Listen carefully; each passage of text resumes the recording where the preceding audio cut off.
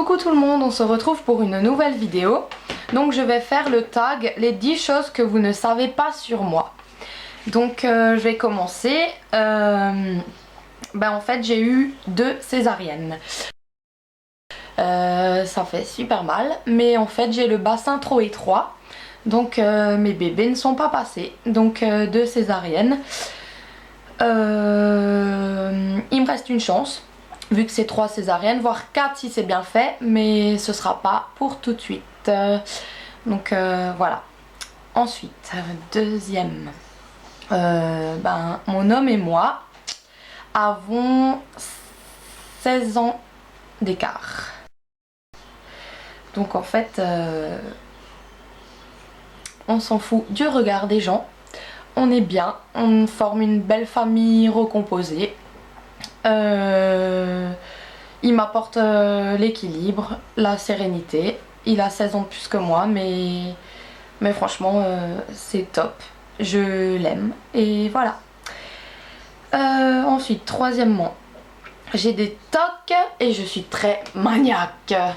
Alors les tocs, c'est que je ne peux pas partir de chez moi sans que tout soit correctement rangé, sans que chaque chose a sa place. La vaisselle est faite, je dois vérifier ma chambre, même si je passe 10 fois devant, je vérifie ma chambre si tout est propre, la chambre des petits, la salle de bain, les toilettes, la cuisine, le salon, le couloir, si tout est rangé. Donc avant de partir, je fais ça. Je suis hyper maniaque du ménage. Ça pourrit la vie de mon entourage. Les petits n'ont pas le droit de toucher, de déplacer quoi que ce soit dans l'appartement. Je suis toujours obligée de sortir quand je les ai les mercredis. D'ailleurs on va pas tarder parce qu'on est mercredi. Là ça va, ils sont encore un petit peu sages. Sinon chez moi ça me rend malade de rester à la maison, de vérifier si tout est en ordre. C'est une obsession. Quand je me pose sur le canapé, je ne regarde même pas la télé, je regarde tout autour pour voir si aucun objet n'a été déplacé. Vraiment, ça devient grave. Voilà, ce sont des tocs et ça me fait du bien quand tout est nettoyé, tout est rangé. Voilà. Ensuite, 4. Nous sommes encore dans la famille 5 générations. Donc, j'ai mes enfants. Il y a moi, ma maman, ma grand-mère et mon arrière-grand-mère. Donc en fait mes enfants ont encore leur arrière-arrière-grand-mère. Voilà. Ensuite, je suis pourrie gâtée depuis toute petite en fait. Parce que mes grands-parents ont perdu une fille qui avait 16 ans. Elle est sortie du mauvais côté du train en fait. Elle s'est fait écraser par un train. Donc ma maman s'est réfugiée dans les bras d'un homme qui est mon papa, que je ne vois pas. Ma maman m'a eu à 20 ans.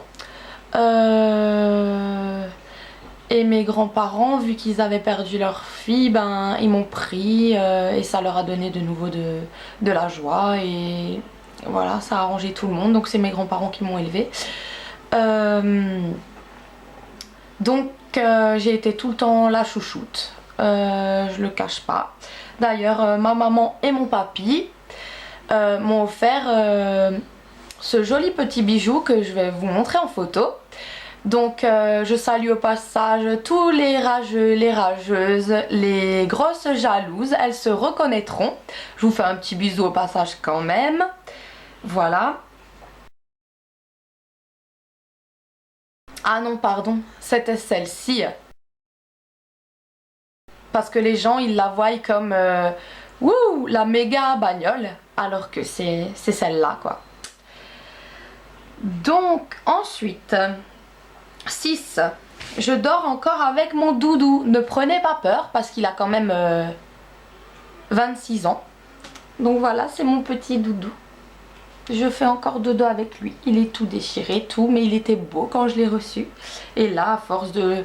En fait, je m'endors et je le touche comme ça. Voilà, je dors encore avec mon doudou.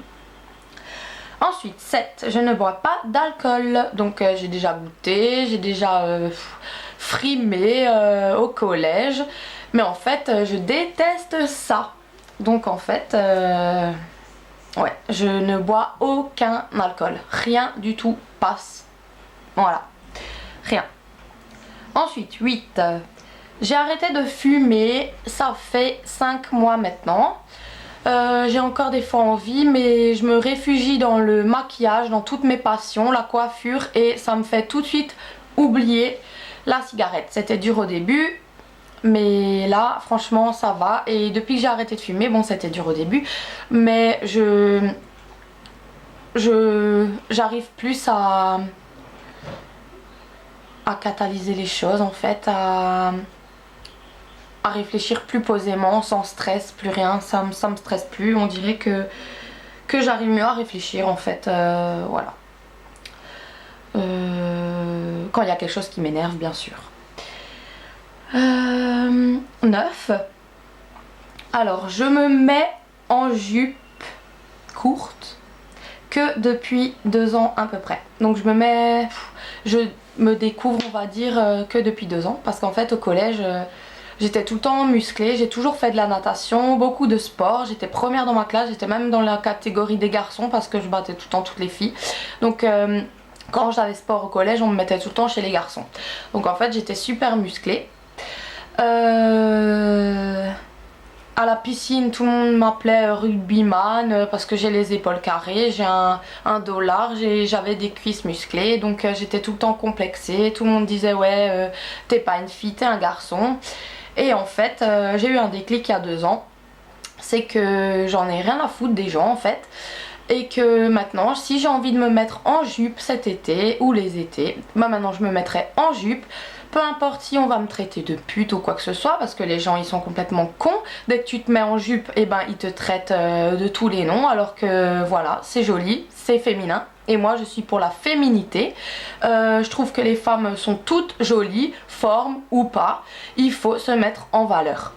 Donc en fait, moi maintenant je me mets en valeur, je m'en fous, je mets des décolletés, je suis féminine et je le montre. Voilà. Et puis 10. Je mange au moins une tablette de chocolat par jour. Il me la faut. C'est mon anti-stress. Et ça depuis toute petite. Depuis toujours je suis gavée au chocolat. J'adore ça, je ne peux plus. Quand je suis énervée, je commence à trembler. Il me faut ma dose de chocolat. Et quand j'ai pas de chocolat, il me faut du gâteau avec du chocolat dedans. N'importe quoi, mais je veux du chocolat. Et là j'en avais plus pendant un certain temps, mais je devenais dingue.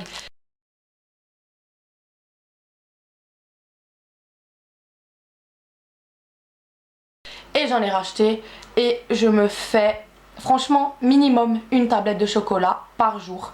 Parce que franchement avec tous les gâteaux que je m'empiffre encore dans la journée avec du chocolat ou des glaces ou ci ou ça, où il y a du chocolat dedans, ben franchement je sais pas combien de grammes de chocolat je mange en une journée. J'ai essayé de faire un défi, une journée sans chocolat, mais franchement c'est impossible, impossible. Il me faut tout le temps un gâteau, un truc, une glace où il y a un minimum de chocolat dedans. Voilà. Ben j'espère qu'en fait mon petit hack vous aura plu. Ben on se retrouve peut-être tout à l'heure pour une nouvelle vidéo. Bisous, ciao!